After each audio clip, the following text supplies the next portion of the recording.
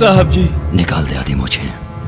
मैं निकाल दे। मुझसे नहीं होगा साहब जी। निकाल दे, मैंने कहा ना। नहीं होगा, मुझसे नहीं होगा। मैंने कहा निकाल। तेरा भी मुझ पर से भरोसा उठ गया क्या? हे भगवान, नहीं नहीं, आपकी मुझे मैं नहीं मुड़ सकता, नहीं मुड़ सकता भगवान। तो निकाल दे। साहब जी, साहब जी, आपकी मुझे मैं नहीं निकाल सकता। माँ जी, माँ जी, माँ जी, आप समझाइए बाबूजी को। भैया, भैया, आप समझाइए बाबूजी को, आप समझाइए। साहब जी, साहब जी। काट दे भैया, काट डाल, काट डाल, काट डाल। हे भगवान, ये काम करने के लिए मुझे जिंदा रखा, इससे पहले मुझे उठा क्यों नहीं लिया?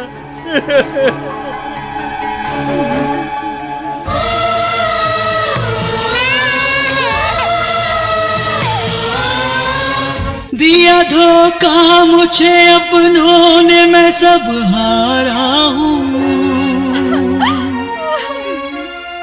मारा है उसने मुझे जिसके लिए जीता हूँ। मैं वचन भी हारा, इज्जत भी मैं हारा, गैरों से न शिकवा, अपनों ने ही मारा। जीते जी मर गए मेरे जो थे अपने, रिश्तों के साथ टूट गए मेरे सारे सपने। दिया धोखा मुझे अपनों ने, मैं सब हारा हूँ। हमारे वंश में बीवी के मरने के बाद पूरी मूछें निकाल दी जाती हैं। साहब जी, निकालो।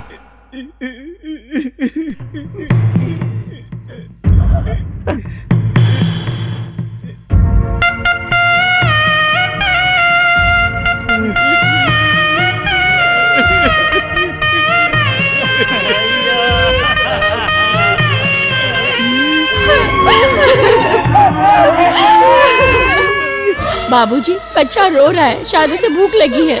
भूख से नहीं, उसकी माँ मर गई है इसलिए रो रहा है। जिस बच्चे की माँ मरती उसके बाल मुंडवाते हैं। मोड़ो, मूंड दो। साहब जी, ये नहीं हो सकता मुझसे साहब जी, नहीं हो सकता साहब। मूंड दो।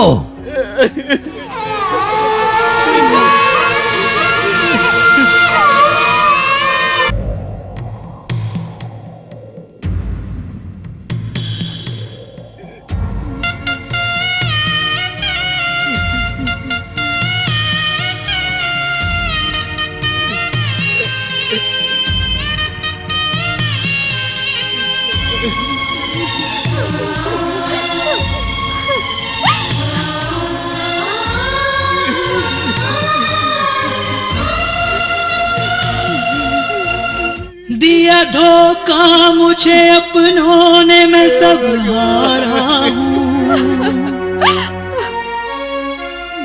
मारा है उसने मुझे जिसके लिए जीता हूँ।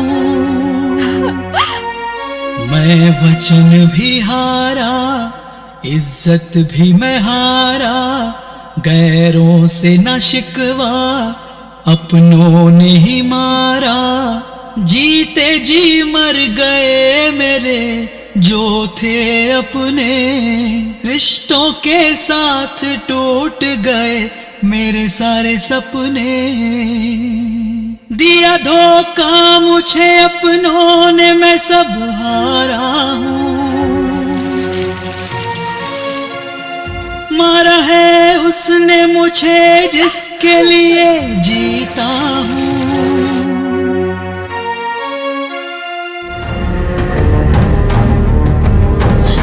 सुनिए जी।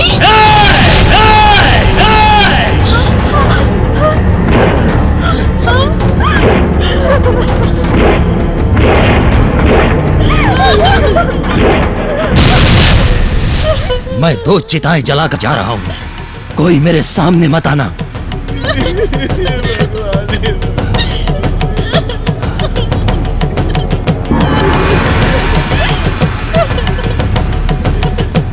आज के बाद मेरी बीवी और मेरी बहन हमेशा के लिए मर गए। 10 दिनों के बाद 10वां होगा। ये किसी को बताने की जरूरत नहीं है। चलता हूं।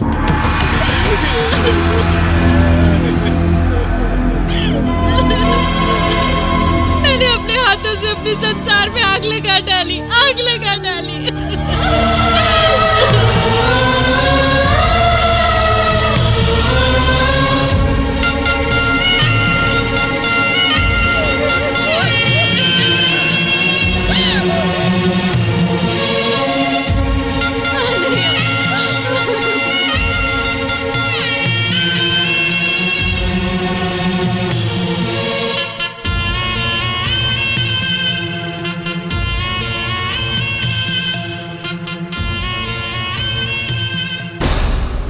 शेर की जिंदगी जीने वाले भरत सिंह राठौर ने उस गांव को हमेशा हमेशा के लिए छोड़ दिया।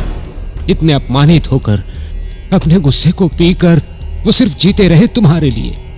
इस घर में जो स्कूल टीचर यहां रहती थी वो तुम्हारे पिताजी को बहुत चाहती थी।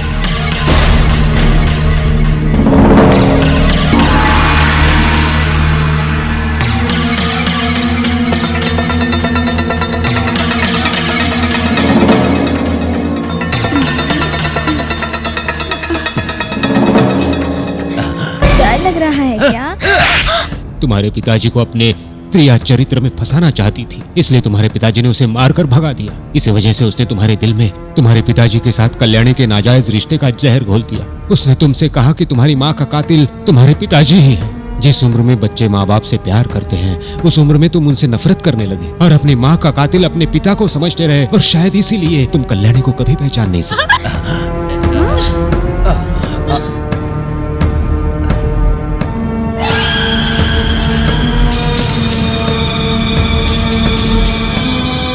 बेटा,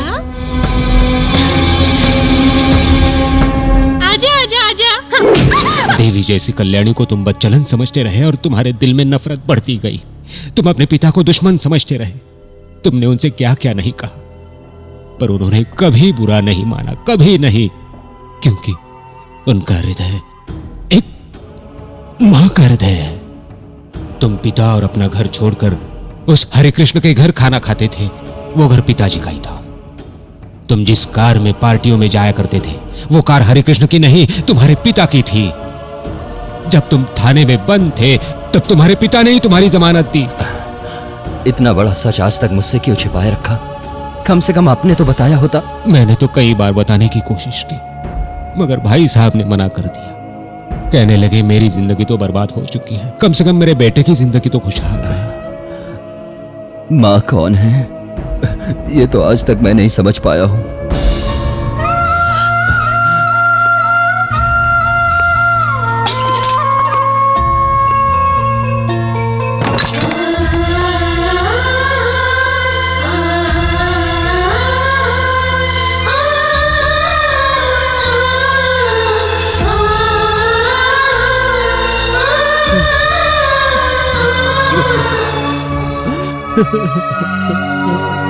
दुनिया अपने पापों को धोने काशी जाती है, पर मैंने काशी जैसी पवित्र जगह में रहकर मैंने बहुत बड़ा पाप किया है। मुझे अपने पापों की सजा मिलनी ही चाहिए।